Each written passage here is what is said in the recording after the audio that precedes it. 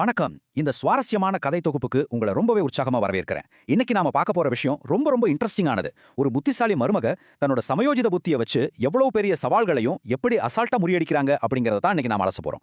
ஒரு இக்கட்டான சூழ்நிலையை எப்படி ஹேண்டில் பண்றதுன்னு தெரிஞ்சுக்க இது ஒரு சூப்பரான உதாரணம். சரி, வாங்க தாமதிக்காம நேர கதைக்குள்ள போயிடலாம். ஆரம்பத்திலே உங்ககிட்ட ஒரு சின்ன கேள்வி. ஒரு வீட்டை உண்மையாகவே ஒரு நிறைவான வீடா மாற்றுவது எது? கொஞ்சம் யோசிச்சு பாருங்களேன். பலரும் என்ன நினைப்பாங்க? வீட்ல இருக்கிற பெரியவங்க சொல்றத அப்படியே கேட்டு அமைதியா தலையாட்டிட்டு இருந்தா அது ஒரு முழுமையான வீடுன்னு நினைப்பாங்க. ஆனா வெறும் கீழ்ப்படிதல் மட்டுமே ஒரு வீட்டை நிறைவாக்கிடாதுங்க. அதையும் தாண்டி ஒரு ரொம்ப முக்கியமான விஷயம் இருக்கு. அது என்னங்கறத இந்த கதை நமக்கு ரொம்ப அழகாகவே புரிய வைக்கும்.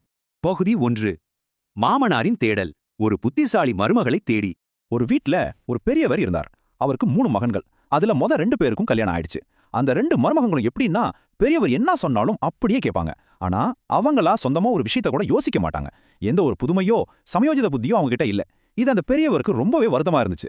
ஒரு முறை அந்த 2 மருமகங்களும் அவங்க அம்மா வீட்டுக்கு போயிட்டு திரும்பி வரும்போது பெரியவர் ஒரு நூதனமான விசித்திரமான ஒரு சவாலை வச்சார். அதாவது, நீங்க வரும்போது ஒரு பேப்பர்ல காத்த அடைச்சு கொண்டு வரணும், அதே போல பேப்பர்ல நெருப்பையும் அடைச்சு கொண்டு வரணும் அப்படின்னு சொல்லிட்டார். இதை செஞ்சாதான் வீட்டுக்குள்ளேயே விடுவேன்னு ஒரு பயங்கரமான கண்டிஷனையும் போட்டுட்டார். இப்போ அந்த 2 மருமகள்களுக்கும் என்ன பண்றதுனே தெரியல. பயங்கர குழப்பம். அப்படி குழப்பத்தோட திரும்பி வந்துட்டு இருக்கும்போது தான் வழியில ஒரு மரத்தடியில ஒரு சின்ன பொண்ணை பாக்குறாங்க. அந்த பொண்ணுகிட்ட விஷயத்த சொன்னதும் அவ ரொம்ப கேஷுவலா ஒரு ஐடியா கொடுத்தா. பேப்பர்ல காத்து அப்படிங்கிறதுக்கு ஒரு காகித விசிறியையும், பேப்பர்ல நெருப்பு அப்படிங்கிறதுக்கு ஒரு பேப்பர் லேண்டர், அதாவது காகிதத்தால சுற்றப்பட்ட ஒரு அகல் விளக்கையும் யோசனையா கொடுத்தா. இந்த பதில பார்த்ததும் அந்த மாமனாருக்கே செம்ம ஆச்சரியம். பகுதி 2. நிறைவான வீடு. இந்த சமயோஜித புத்தியை பார்த்தா அந்த பெரியவர் சும்மா இருப்பாரா? நேரா போய் இந்த அருமையான யோசனையை கொடுத்த அந்த பொண்ணையே தன்னோட 3வது மகனுக்கு கல்யாணம் பண்ணி வச்சிட்டார். அந்த புத்திசாலி மருமகள் வீட்டுக்கு வந்த பிறகு பெரியவருக்கு ரொம்பவே பெருமையா போச்சு. தன்னோட குடும்பம் இப்போ அவளோட அறிவாற்றலால் முழுமை அடைஞ்சிடுச்சுன்னு நம்பினார். அந்த சந்தோஷத்துல தன்னோட வீட்டு வாசல்ல நிறைவான வீடு அப்படின்னு ஒரு பெரிய போர்டை ரொம்ப கர்வத்தோட மாட்டி வச்சிட்டார். இது வெறும் போர்டு இல்ல, அவரோட தன்னம்பிக்கையின் அடையாளம். பகுதி 3. முனிவரின் சவால். இப்பதான் விஷயமே ஆரம்பமாகுது. அன்னைக்குன்னு பார்த்து அந்த வழியா ஒரு முனிவர் வர்றார். அவர் கொஞ்சம் ஈகோ பிடிச்சவர், ஆவேசமானவர். வாசல்ல இருந்த அந்த நிறைவான வீடு அப்படிங்கிற போர்டை பார்த்ததும் அவருக்கு பயங்கர கோபம் வந்துருச்சு. வேகமா படியேறி வந்தவர், இந்த வீடு உண்மையிலே நிறைவான வீடுனா நான் வைக்கிற நிபந்தனைகளை நீங்க நிறைவேற்றணும், இல்லனா உங்க குடும்பத்துக்கே சாபம் கொடுத்துருவேன் அப்படின்னு மிரட்டினார். ஆனா வாசல்ல நின்னுட்டு இருந்த நம்ம புத்திசாலி மருமகள் துளி கூட பதறவே இல்ல. ரொம்ப அமைதியா ஒரு சின்ன சிரிப்போட அந்த முனிவரை எதிர்கொண்டாங்க. பகுதி 4. சாமர்த்தியமான பதில்கள். அதாவது முனிவருக்கும் மருமகளுக்கும் இடையிலான ஒரு விறுவிறுப்பான அறிவு போர். இங்கதான் அவங்க அறிவாற்றல் எப்படி வேலை செய்யுதுன்னு நம்ம பார்க்கணும். முனிவரோட முதல் சவால் இதுதான். வெளியே தெரியுது இந்த சாலையின் நீளத்திற்கு எனக்கு ஒரு துணி நெய்து தரணும். அவங்க அதை மறுக்கவே இல்லைங்க. கண்டிப்பா நெய்து தரேன் ஐயா, ஆனா முதல்ல இந்த சாலையோட துல்லியமான நீளம் எவ்வளவுன்னு நீங்க அளந்து சொல்லுங்க அப்படின்னு திருப்பி ஒரு போடு போட்டாங்க. வளைந்து நெளிந்து போற ரோட்டை எப்படி அளக்கிறதுன்னு தெரியாம முனிவர் முதல் கட்டத்திலேயே திகைத்து போனாள். பிரச்சனை எப்படி ஒரு சுமூகமான தீர்வா மாறுதுன்னு பாருங்க. முனிவர் ஈஸியா விடுற மாதிரி இல்ல. உடனே தன்னோட 2வது சவாலை வீசினார். சரி, உங்க வீட்டு கிணத்துல எவ்வளவு தண்ணீர் இருக்கோ அதே அளவுக்கு எனக்கு செக்கலை எண்ணெய் ஆட்டி தரணும் என்றார். இதுக்கும் அந்த பொண்ணு சளைக்கவே இல்ல.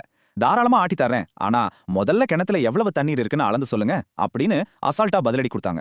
முனிவர் அந்த பொண்ணை திணறடிக்க நினைச்சு அவர் வீசின வலையிலேயே அவர் சிக்கிட்டார்.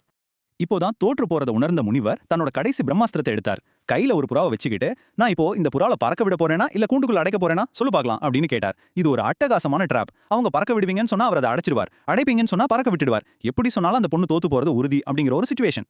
ஆனா இங்கதான் அவங்க தன்னோட மாஸ்டர் ஸ்ட்ரோக்கை பிளே பண்ணாங்க. இதை கேட்ட அந்த புத்திசாலி மருமகள் சட்டுன்னு வீட்டின் வாசல் படிக்கு சென்று ஒரு கால உள்ளேயும் மறுகால வெளியே வச்சு நின்னுக்கிட்டாங்க. ஐயா, இப்போ நீங்க சொல்லுங்க, நான் வீட்டுக்குள்ள வரப்போறேனா இல்ல வெளியே போக போறேனா அப்படின்னு திருப்பி ஒரு கேள்வியை கேட்டாங்க. என்ன ஒரு பிரசன்ஸ் ஆஃப் மைண்ட் பாருங்க. அவங்க கேட்ட இந்த கேள்வியால முனிவரோட அந்த பெரிய டிராப் அப்படியே சுக்குநூறா உடைஞ்சு போச்சு. முனிவர் டோட்டலா லாக் ஆயிட்டார். பகுதி 5.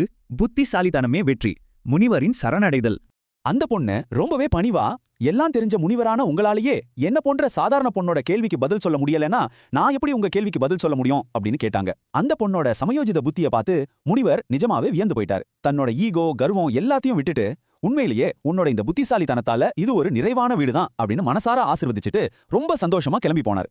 சோ நாம இதுல இருந்து தெரிஞ்சுக்க வேண்டிய ரொம்ப முக்கியமான விஷயம் இதுதான். ஒரு நிறைவான வீடு அப்படிங்கிறது பெரியவங்க சொல்றத அப்படியே பிளைண்டா ஃபாலோ பண்றதுல கிடையாது. மாறாக லைஃப்ல எப்பேற்பட்ட சவால்கள் வந்தாலும், கடினமான சூழ்நிலைகள் வந்தாலும் அதை சமயோஜித புத்தியோட, அதாவது பிரசன்ஸ் ஆஃப் மைண்டோட ரொம்ப சாமர்த்தியமா ஹேண்டில் பண்றதுல தான் இருக்கு. கடினமான சூழ்நிலைகளை சாமர்த்தியமாக கையாளுவதே ஒரு வீட்டை நிறைவான வீடா மாற்றுது. ஃபைனலா நான் உங்ககிட்ட ஒரு கேள்வியை முன்வைக்க விரும்புறேன். இந்த கதையில வர்ற புத்திசாலி மருமகளை போல உங்களுக்கு வரக்கூடிய அடுத்த கஷ்டமான சிச்சுவேஷன்ல உங்களோட சமயோஜித புத்தியை நீங்க எப்படி யூஸ் பண்ண போறீங்க? இது சும்மா கதைக்காக இல்ல, நம்ம அன்றாட வாழ்விலும் இந்த அறிவாற்றலையும் சாமர்த்தியத்தையும் பயன்படுத்தி பாருங்களேன். நிச்சயம் எதையும் உங்களால ரொம்ப ஈஸியா கையாள முடியும். சரி, மறுபடியும் இன்னொரு சுவாரஸ்யமான தொகுப்போட உங்களை சந்திக்கிறேன். அது வரைக்கும் கொஞ்சம் யோசிச்சு செயல்படுங்க.